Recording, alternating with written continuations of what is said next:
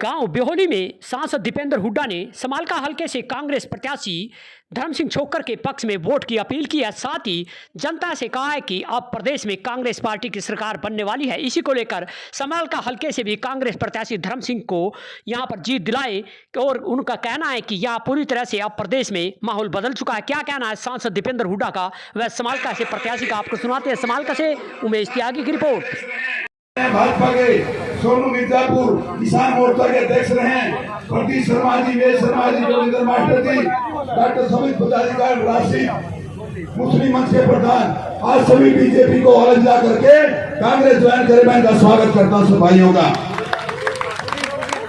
नहीं भाई एक मिनट, एक स्टेज पर आप भाइयों सब स्टेज पर आ जाए हमारे पदाधिकारी भाई।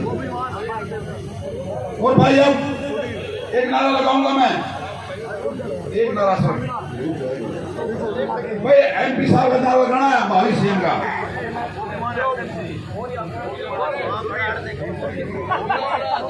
हाँ गोभी जी वो पार्षद हैं, सुधीर पार्षद जी हैं, सभी पार्षद और समालका ब्लॉक के 32 के 32 सरपंच, बापोली ब्लॉक के 24 सरपंच, सुनोली ब्लॉक के 17 सरपंच, सभी आपकी रहनुमाई में सब बीजेपी का दामन छोड़कर कांग्रेस दामन समर्थन दिया और समर्थन दे दिया।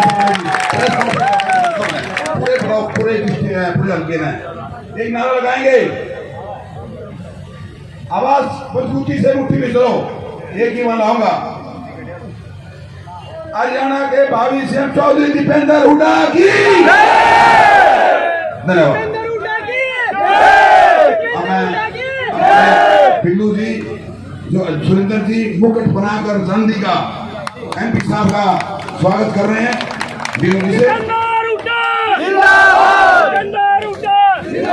यहाँ से प्रत्याशी धर्म सिंह छोक्कर जी का भी चांदी का मुकुट बनाकर स्वागत किया जा रहा है। जोरदार तालियों के साथ एक बार मैं अनुरोध करूंगा कि आप जिनको सुनने के लिए सुबह से बेसब्री से इंतजार कर रहे हैं, आदरणीय चौधरी दीपेंद्र सिंह हुड्डा जी आए और समालका की सम्मानित जनता को संबोधित करें।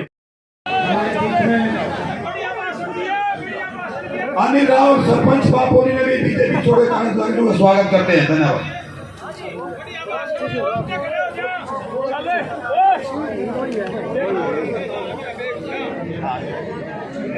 अनीश भाई ने एमपी साहब एक कुर्सी मेरे को भेंट किए, हम इनका स्वागत करते हैं और 500 वोट साथ में। धन्यवाद। समालका हल्के से कांग्रेस पार्टी के हमारे प्रत्याशी आपके होने वाले बड़े बहुमत से जिसको आप आशीर्वाद जिनको भेजकर आशीर्वाद देकर चंडीगढ़ भेजने का मन बना चुके हैं। हमारे भाई धर्म सिंह छोक्कर जी, हमारे आदरणीय सतपाल ब्रह्मचारी जी, हमारे भाई यहाँ से लोकसभा के प्रत्याशी दिव्यांशु भुजी राजा जी, सभी पिता तुल्य बुजुर्ग नौजवान साथी, माताएं बहनें, आज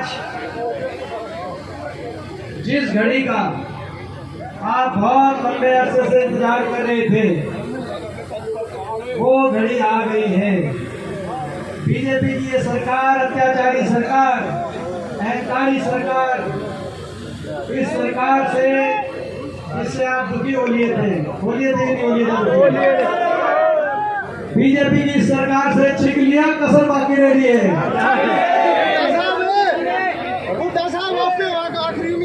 इस सरकार से आप इतने दुखी हो गए थे और उस सरकार से पीछा छुड़ाना चाहते थे। बीजेपी की सरकार से पढ़ना छुड़ाना चाहो हो कि नहीं चाहो, नहीं बता भाई। वो दिन आ गया है, वो पल आ गया है और चूकना मत, इस पल को मत चूकना,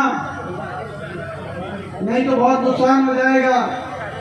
आज आपके बीच में यही कहने के लिए आया, बड़ी मुश्किल से संघर्ष से ये दिन आया। हरियाणा कोने कोने से एक माहौल बनाया और एक ही आवाज हरियाणा कोने कोने से आ रही है, बीजेपी की सरकार जा रही है और कांग्रेस पार्टी की सरकार। और आज जो नजारा दिख रहा है उसके आधार पर मैं कह सकता हूँ कि समालका की जनता ने ठाना है, हुड्डा साहब की सरकार को लाना है और धर्म सिंह छोक्कर जी को यहाँ से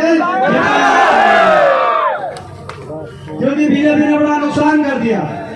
जो हरियाणा प्रदेश 10 साल पहले विकास और खुशहाली का प्रतीक प्रदेश था, आज वही हरियाणा प्रदेश 10 साल की बीजेपी की सरकार के बाद देश में नंबर 1 बन गया।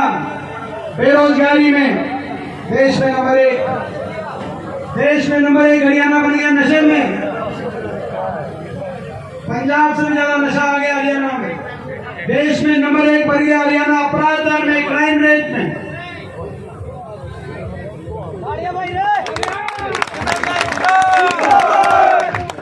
देश में हरियाणा अपराध में, बेरोजगारी में, नशे में आगे निकल गया। बेरोजगारी और महंगाई ने आज हर घर के बजट का नुकसान कर दिया, हर नागरिक को उलझा दिया।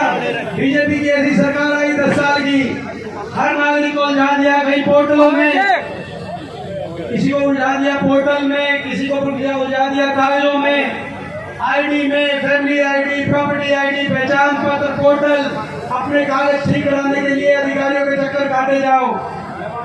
नौजवान को उलझा दिया सीटी में और कच्ची भर्तियों में। पक्की नौकरी खत्म कर दी सरकार ने, 2 लाख सरकारी पद समाप्त कर दिए।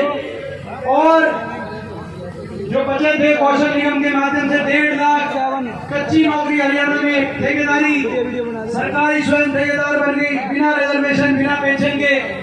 3 साल पहले सीटी हुआ था, सीटी में उलझा दिया नौजवानों को।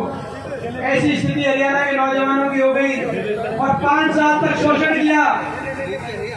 नौकरी निकाल दी 2 साल से और बार बार बयान आए कि अब ज्वाइन कराएंगे, लोकसभा से पहले कराएंगे। फिर लोकसभा इलेक्शन आ गया, लोकसभा के बाद कराएंगे। फिर विधानसभा का इलेक्शन आ गया, विधानसभा से पहले कराएंगे। और फिर ये कहा कि अब तो इलेक्शन हो गया, अब तो अगली सरकार ने ज्वाइनिंग कराई। ये नौजवान यहाँ पर ज्वाइनिंग के लिए जो घूम रहे हैं, ये नौजवान आए यहाँ पे और कह रहे हैं कि आपकी सरकार आने जा रही है और हमें ज्वाइनिंग दिलवाना। आप पे उम्मीद हो जी मारी तो आप पे करवाओगे जी, आप पे उम्मीद हो, हमारी तो आखिरी उम्मीद आप पे हो। ये नौजवानों के साथ कितना धोखा किया इस सरकार ने, काम किया नहीं। मैं पूछना चाहता हूँ, सवाल काल के में कोई विकास कार्य हुआ इन 10 साल के अंदर? काम किया नहीं, लेकिन काम खराब कर दिया। हर वर्ग का अपमान करने वाली सरकार साबित हुई। किसान 750 किसानों की जान की कुर्बानी लेने वाली है सरकार। देश के इतिहास में, देश का इतिहास सरकार को माफ नहीं करेगा।